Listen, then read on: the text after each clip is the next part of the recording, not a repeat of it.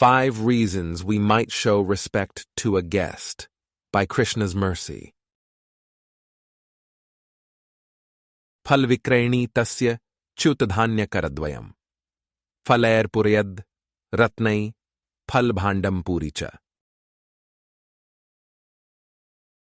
Quote, while Krishna was going to the fruit vendor very hastily, most of the grains he was holding fell. Nonetheless, the fruit vendor filled Krishna's hands with fruits, and her fruit basket was immediately filled with jewels and gold.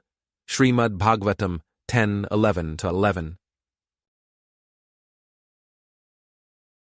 In the following hypothetical scenarios, we have a podcast host introducing their latest guest.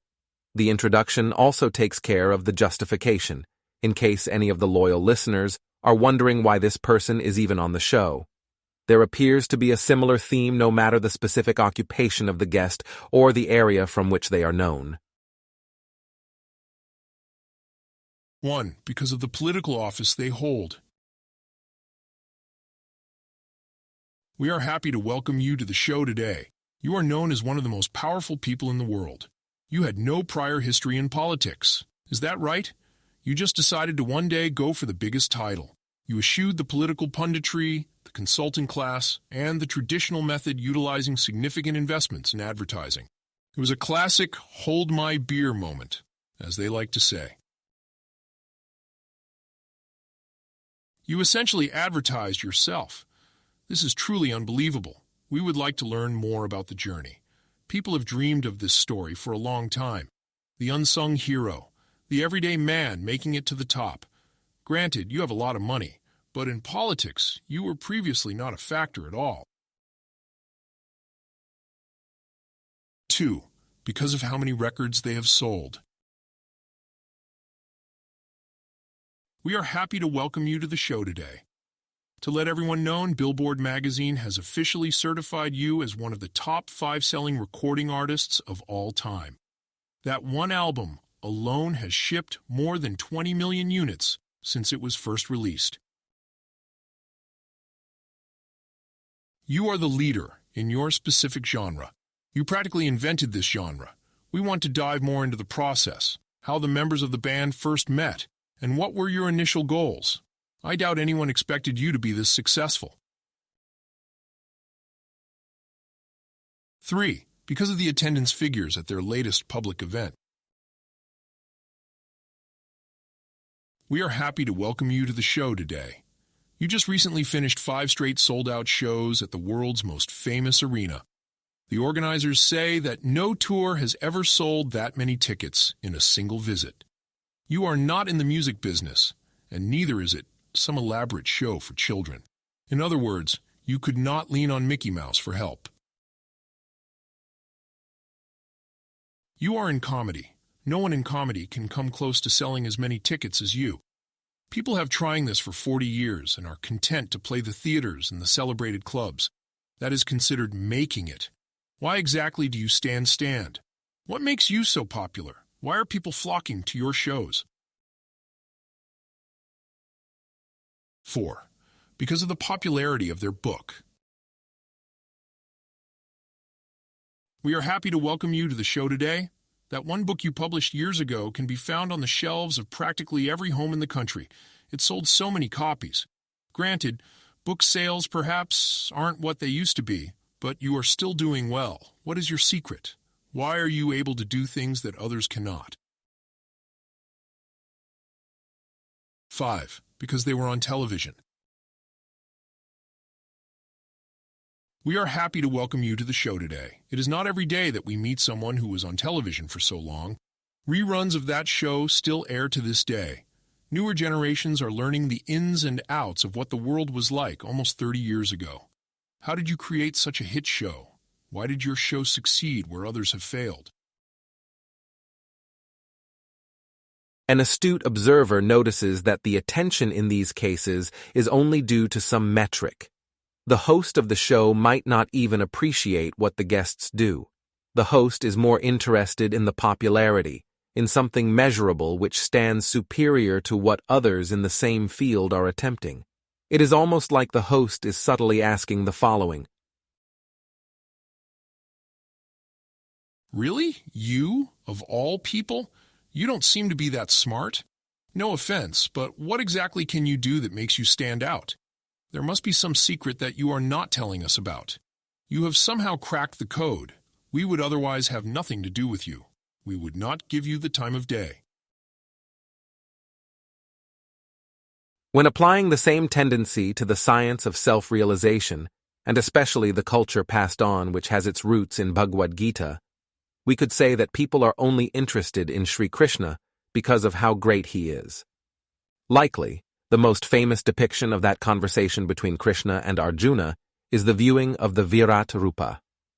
This is Krishna revealing the entire universe in a single image.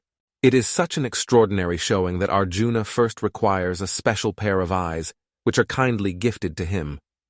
He would otherwise not be able to see it. Natumam shakyase drashtumane naiv swachakshusha, divyam dadami te chakshu, pashyame yogamaishwaram. Quote, "But you cannot see me with your present eyes. Therefore I give to you divine eyes by which you can behold my mystic opulence." Lord Krishna, Bhagavad-gita 11:8. If thinking in technical terms, we can say that this kind of attention is shanta rasa. It is the transcendental mellow of neutrality. It is appreciating God from a distance. It is offering respect. It is being in awe of his greatness. There is not necessarily anything wrong with this interaction, as it can still facilitate liberation from birth and death. It is still a kind of bhakti, which is devotion, for as long as the connection remains. For the person who takes issue, who is upset that the attention is only due to the exhibition of greatness, that the connection has a cause, we can look to other moments from Krishna Leela. Especially focusing on the time spent in the farm community of Gokula Vrindavan, we find people who love Krishna simply for who he is.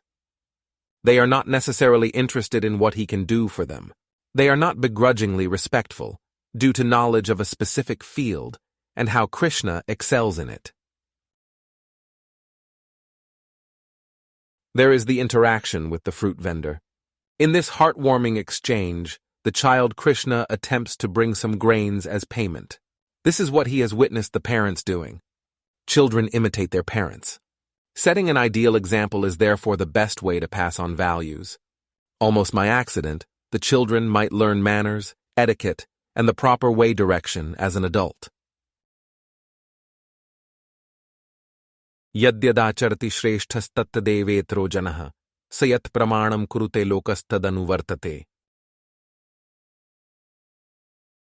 Quote, "Whatever action is performed by a great man, common men follow in his footsteps, and whatever standards he sets by exemplary acts, all the world pursues." Lord Krishna, Bhagavad-gita 3:21. The issue in this case was that Krishna's hands were too small. He could not hold all of the grains. By the time he reached the fruit vendor, he arrived practically empty-handed. But there was genuine love and affection on the other side. The fruit vendor was not interested in what Krishna had accomplished, what he had done, where he had succeeded, or where he was going. There was simple, honest, and heartfelt affection because Krishna was there. The seller filled Krishna's hands with fruit. Proper payment was not necessary. There could be a negative impact on the balance sheet. If this decision led to short-term poverty, to some hardship, the ordeal would be tolerated.